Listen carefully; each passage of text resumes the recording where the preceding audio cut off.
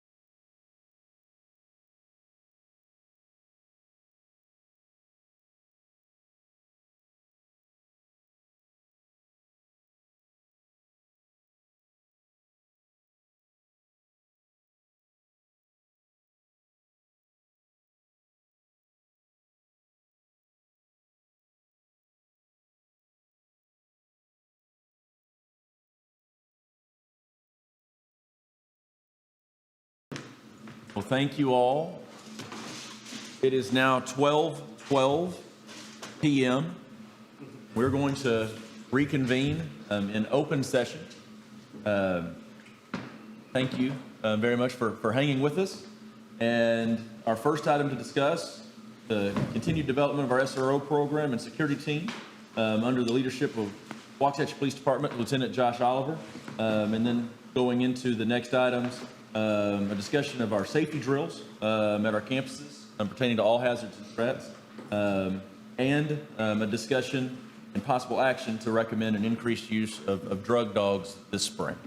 Josh? I got things a little out of order. First, I'll say that as far as the SRO program and security program is concerned, everything's going really well. Just like everybody else, we've been hit with COVID. I'm sure you've all been watching the COVID-19 protocols and everything that's listed online. Our team's not immune to it either, so we have had some security officers and SROs that got hit with that. We were able to adapt and overcome. I'm really thankful that this year, one of the great things was they gave us a couple of rovers, kind of substitute security officers. And let me tell you, we've been getting our money's worth out of those two guys, sticking them at different campuses. So that program's running and we're doing really well. Let's talk about canine searches, because I think that was one of the last things on that Mr. Offenshine mentioned, but it was one of the big things I wanted to get to. If you look, we've switched to a new company. We went to H1 Canine. They're the new company that we're using for all of our canine searches. And I started plugging in and looking at some of the data, and per month with the visits that we were doing, usually you can see on the right with the old company there in blue, we were getting about 600 students per month that we were searching their property. And just to explain how this goes, what happens is we'll go into the 3 junior highs. We also check Waxahachie High School during one visit. Usually we hit the academic classrooms. We'll also hit parking lots outside of the school, and we'll also hit CTE and band halls. So we usually split that up so we're not a huge disruption of the school all throughout the day. But that's what we do, and over the course of a month, with the old company, we were hitting about 600 or so students a month that we were searching. You can see with this new company that we've been using over the last 3 months, that number's gone up significantly. You can see that now we're 1,400 plus students are searched every month between the junior highs and the high school and the parking lots and everything like that. The property of that many kids is searched right now. You can look to the left. This is starting in September of this year. This is per searches that we're doing. So one day at the high school or things like that. That's the combined number, and you can see that it just keeps getting more and more efficient. Our guys with the security department, when we first started out, we were pulling one classroom at a time.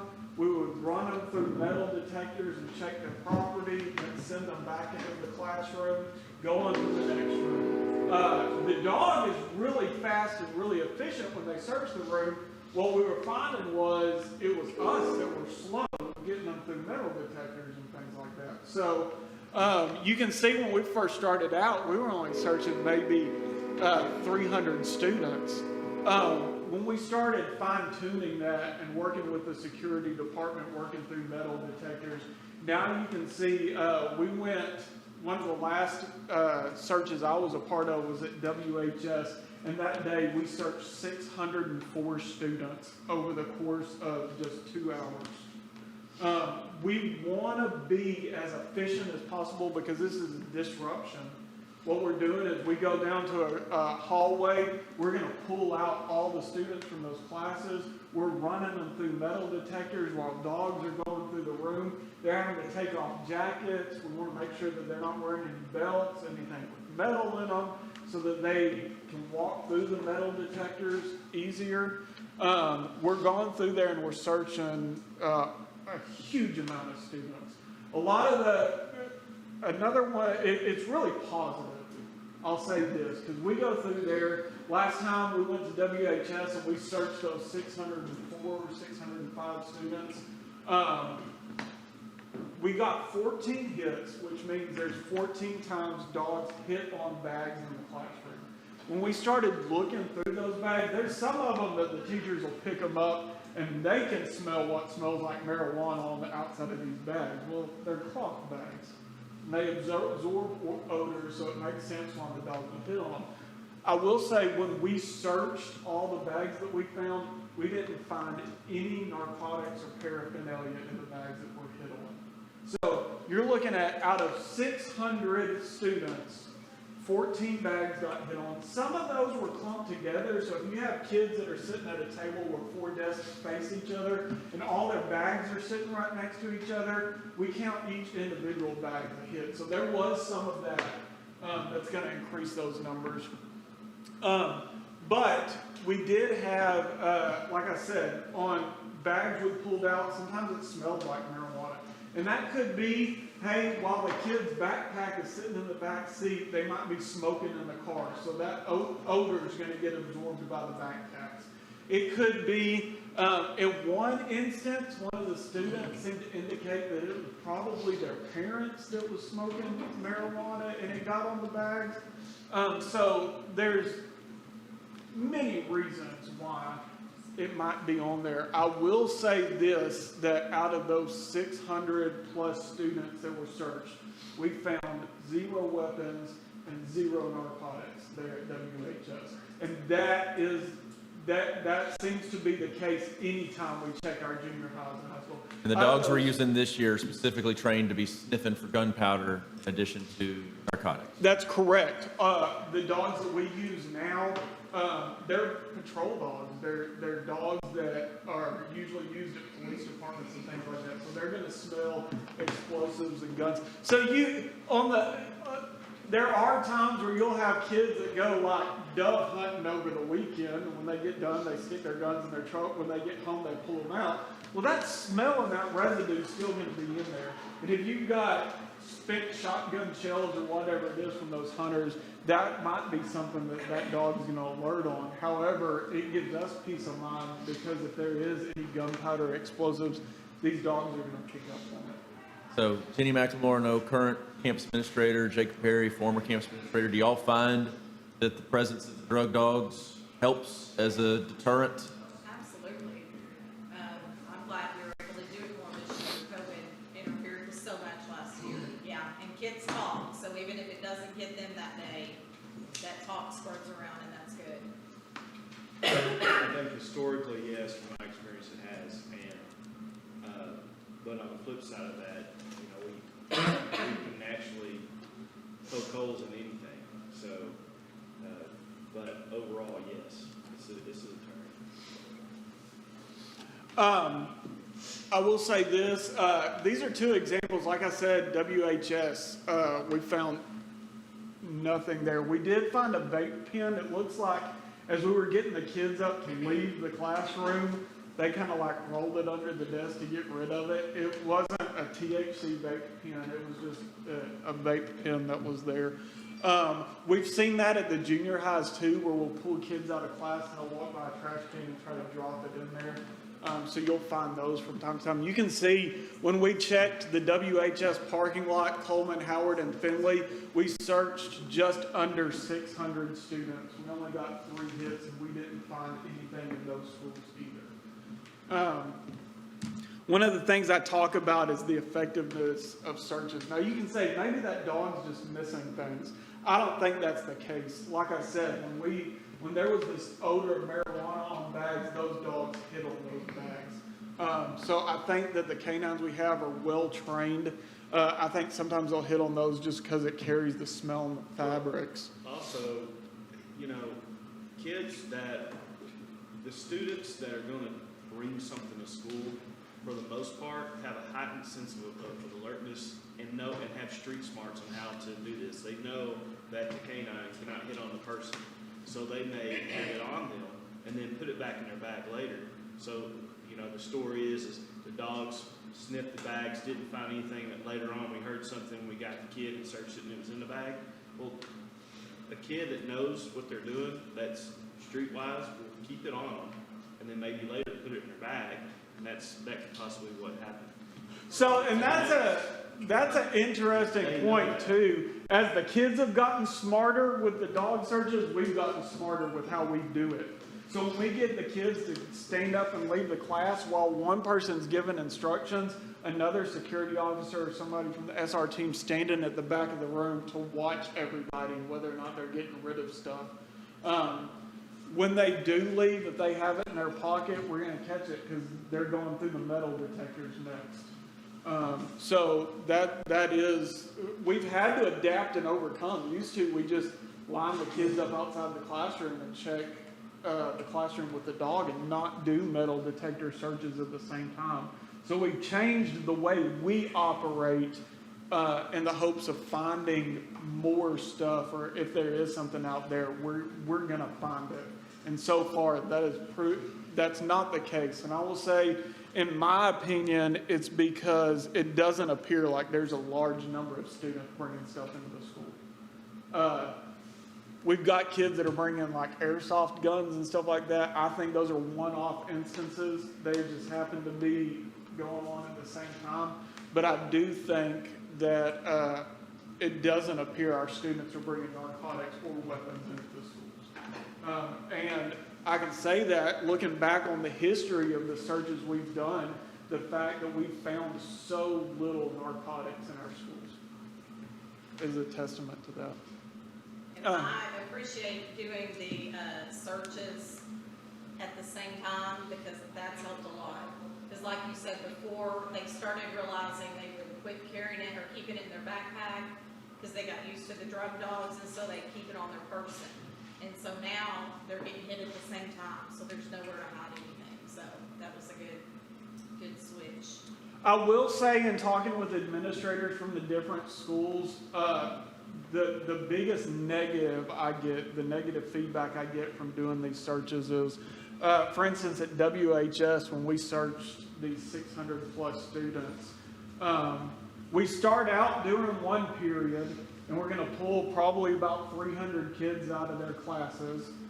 We go in there, and for an hour, we're disrupting classes. And we've got kids that are having to take jackets off and having to take belts off. It's a huge disruption. You get them out of the class, get all your searches done, send them back in there. It takes APs away from it, that the APs are having to help us because of the searches and things like that. It's a lot. It takes several of the security team guys to go in there and run the metal detector searches. It's not a small task that we take on when we do this.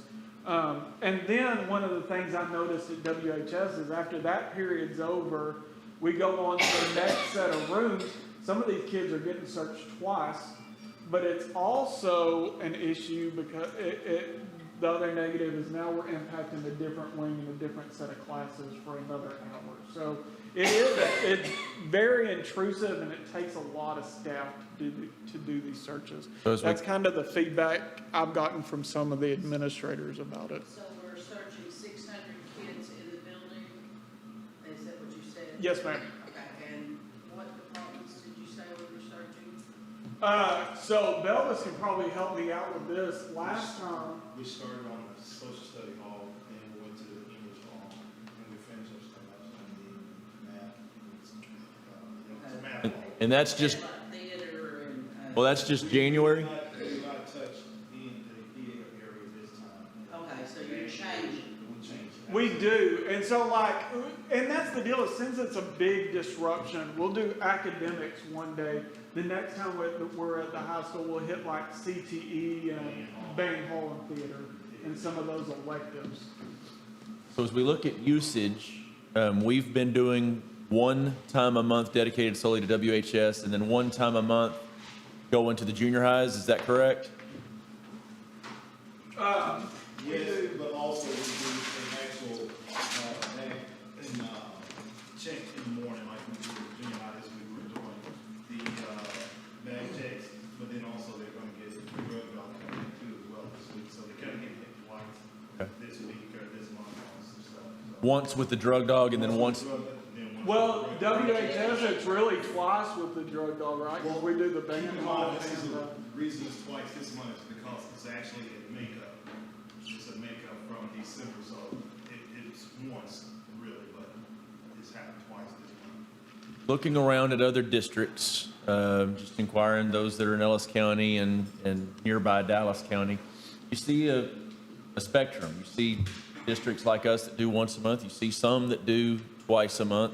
There are districts that own their own dogs, and those are the ones that are more likely to do it more often, maybe even as often as once a week. But the numbers they run may be different.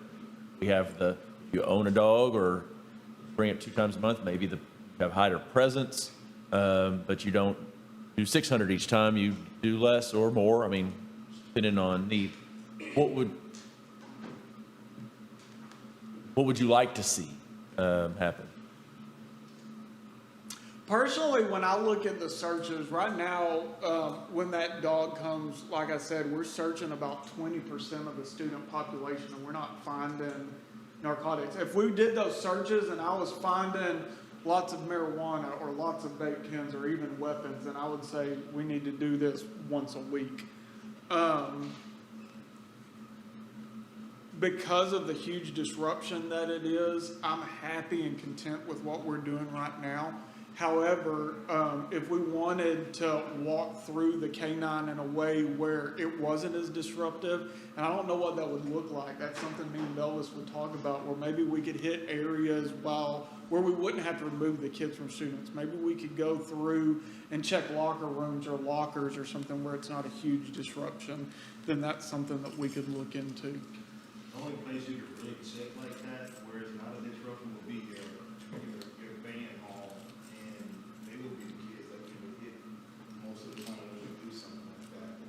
So, I don't know if That's the trade-off when you talk to the administrators, is when you do these searches, you're disrupting the classes, you're pulling them out, you're taking away from instruction time. And like I said, if it was a huge payoff, I'd be all for doing it more often. I'm clear to say from the beginning of the year to now, I've seen a drop off in just having data hands and stuff found. We're not finding as much as this stuff. Not even just this week alone, last week when we did regular routine bag checks, we were finding. Well, Officer Nolan, when you're saying you're not finding them, do you believe it's because they're just not as present, not as prevalent? Or do you think the kids are having them, they're just hiding them? I think they're getting the message more than anything. I think they know that they don't know when it's going to happen, so they're a little bit more aware not to bring those items to school if they're doing it. So I think we pretty much sent the message that they can be searched at any time and just don't know when it's going to happen. So. One of the things too is, and I was going to ask you as far as the use, sometimes when I'm at the high school, you'll hear them call out on the radio, hey, there's reports of somebody vaping in the bathroom. So they'll hear the smell, or they'll smell the odor of it. Do you think that's something that's becoming less prevalent, or you still? Less. Yeah. Less. I thought so too. Yes. I wanted to get your opinion, because last year it seemed like we were getting tons of vape pen But like I calls. said, even from the beginning of this year, I see less. Yeah. And finding those items on students, and we're not finding them around the campus like we used to when we first started, with them knowing once they get to the door, they're tossing the stuff, but we're not even finding that right now. And I think that's a testament to the work that our security guys do, our admin is, the disciplinary teams. It seems like that discipline's working. And if we are leaving in the car, we are still checking cars, and we're still not finding as many. So, Are there differing opinions? We've had a lot less at junior high. A lot, and the kids usually are the ones telling us, and the reports have gone down significantly. Tip 411 has helped. People can make anonymous complaints. Sometimes that gets abused too, with some interesting things that get put on there. But in large part, it's been a good system that our kids, our staff, I think, are using righteously to let us look into stuff that helps us intervene. And I will say this about Tip 411 is that's a great system for even after hours. We have people that monitor that. So if there's kids that reach out or make an outcry or say, hey, this student needs help, thanks to the city and the school district working together, we have those resources where we can address those needs immediately. And it's been a huge help. Well, we, the district, we've got financial resources. If we wanted to add another run a month, we can, if it's prudent. So it's not so much a financial hurdle as it is what's the best practice. Is there any other recommendation, any other desire from the committee to increase? When you guys hit the parking lot, I know when I was doing it with InterQuest, we didn't do the whole parking lot because it was truly kind of random. And do you hit the whole parking lot, one row, one section?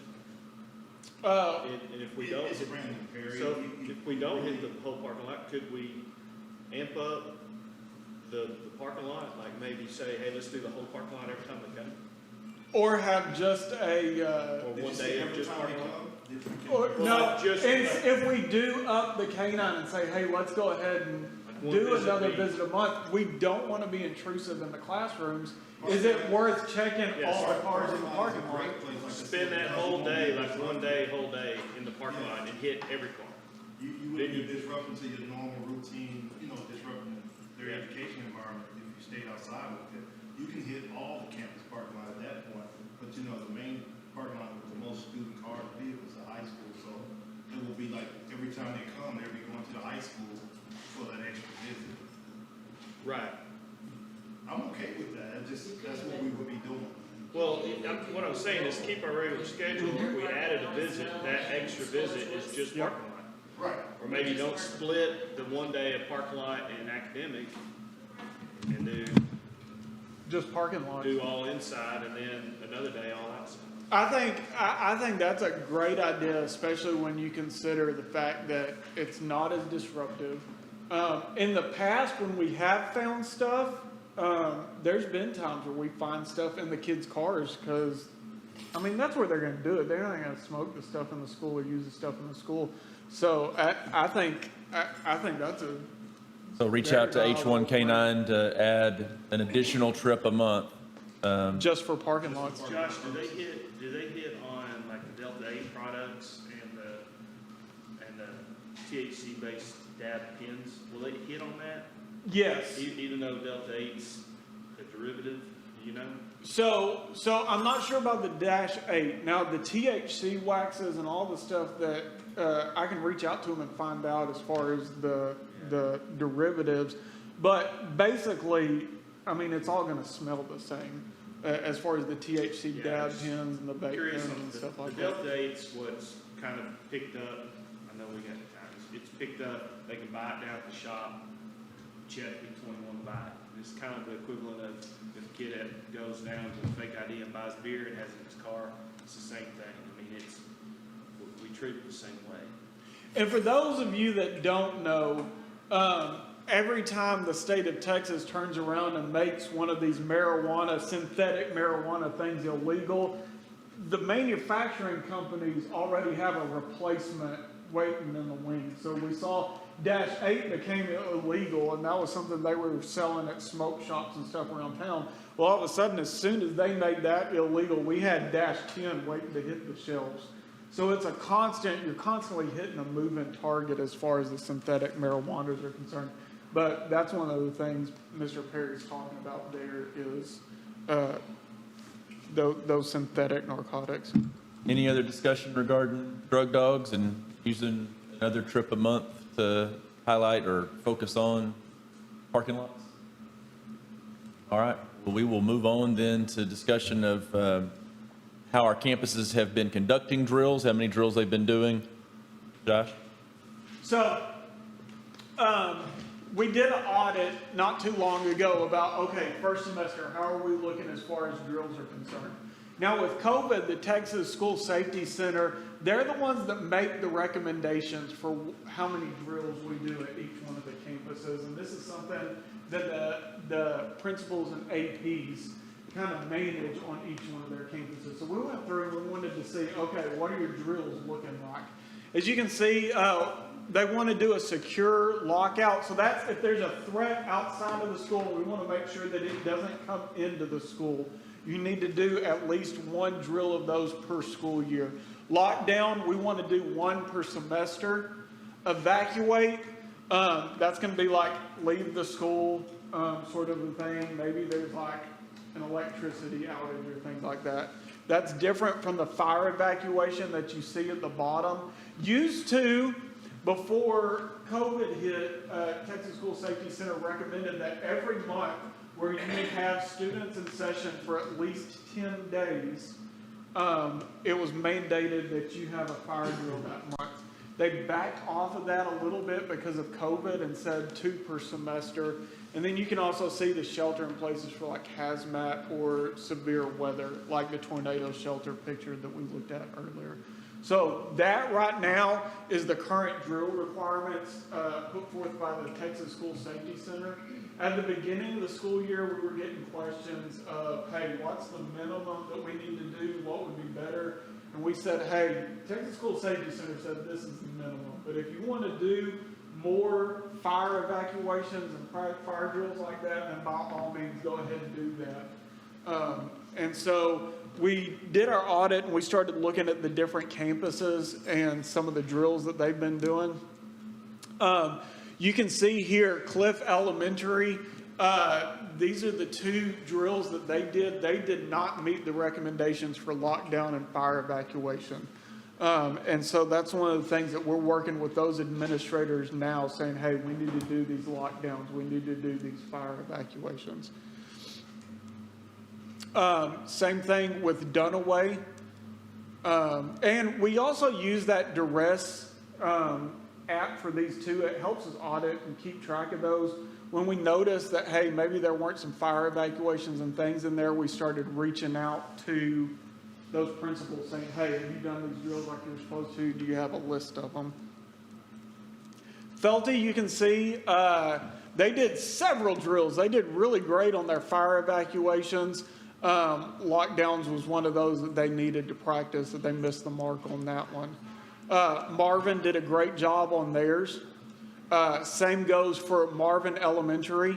They still need to do a secure and a shelter in place, but those have been, everything else, they're on par where they're supposed to be. Same for Northside. They've done shelter for severe weather. The only thing it looks like they lack is maybe a shelter in place for hazmat, but that's going to be the same thing as what you would see for tornadoes. Shackelford needs to do a secure, but they've done well on everything else. They've met their criteria. Simpson needs to do a lockdown.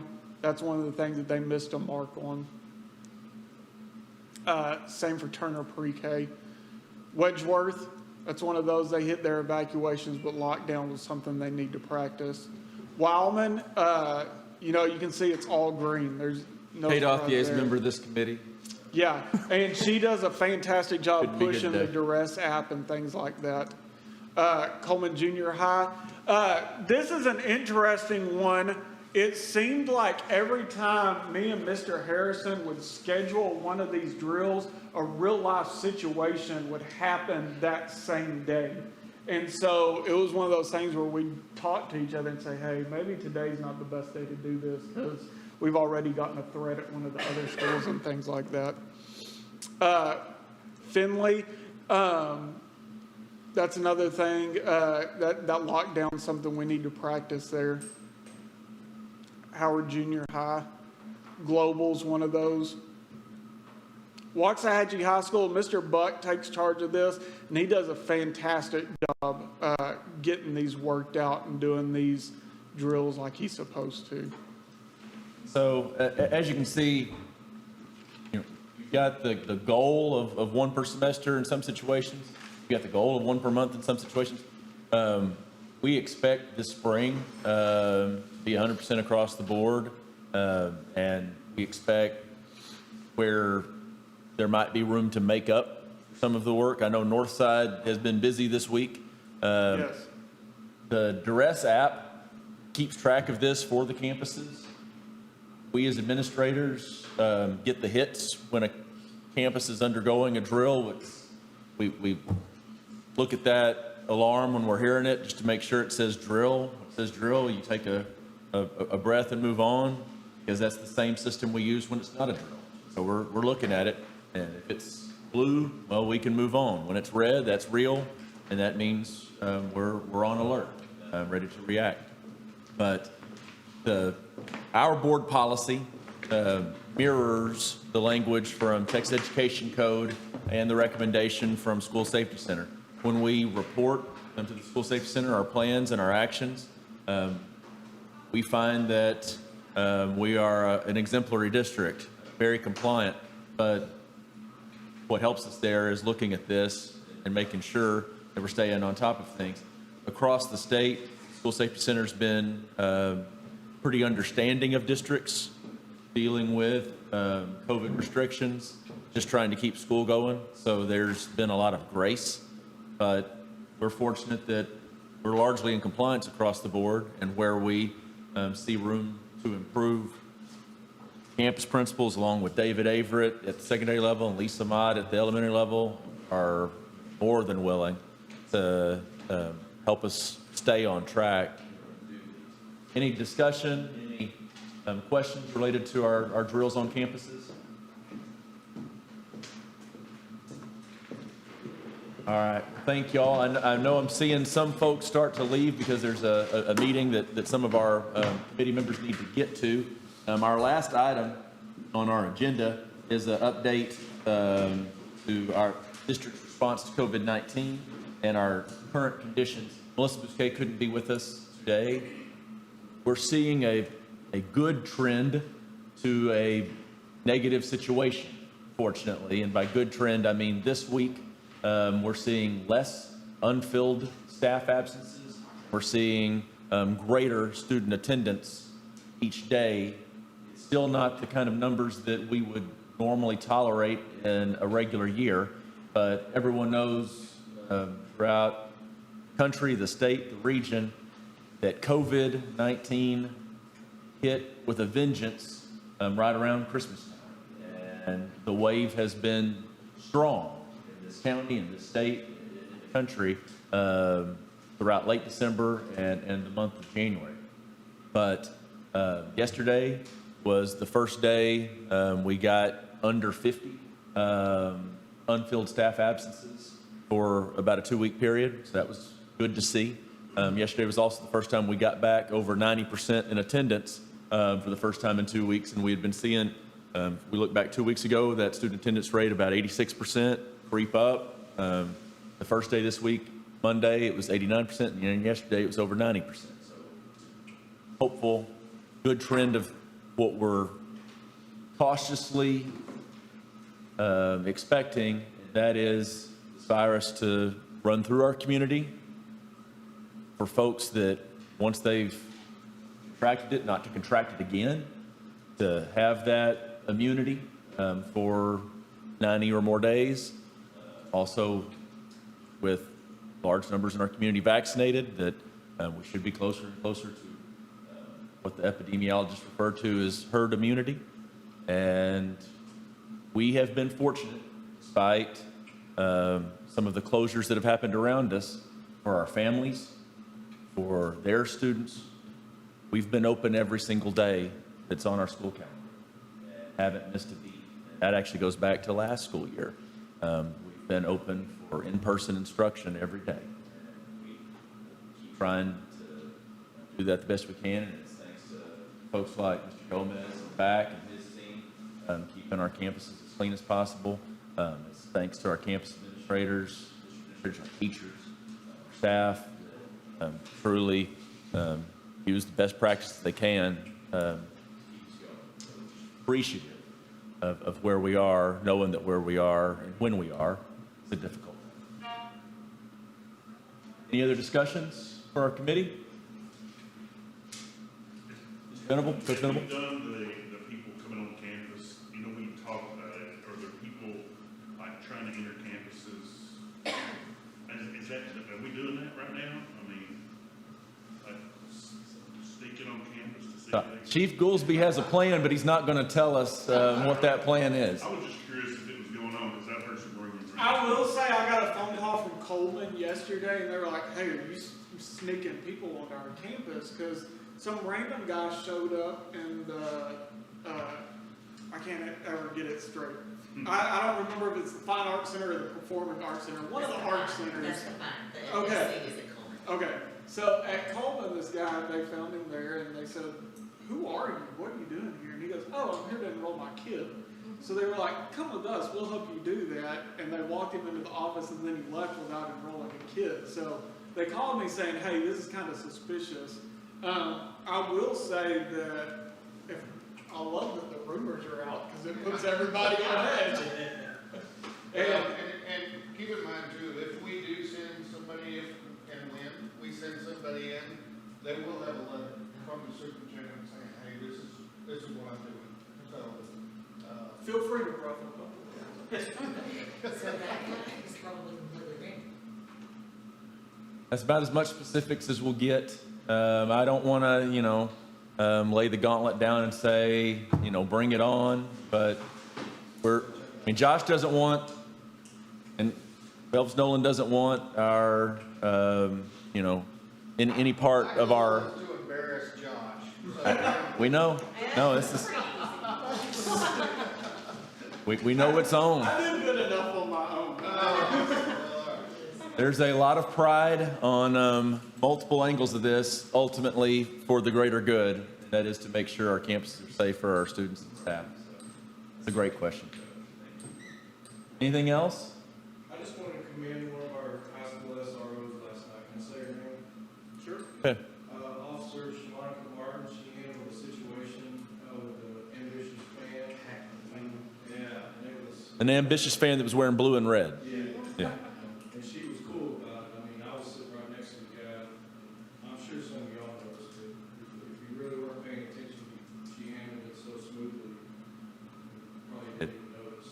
So kudos to Shamonica. KBEC knows. Thank you. I was listening to KBEC. Thank you for that.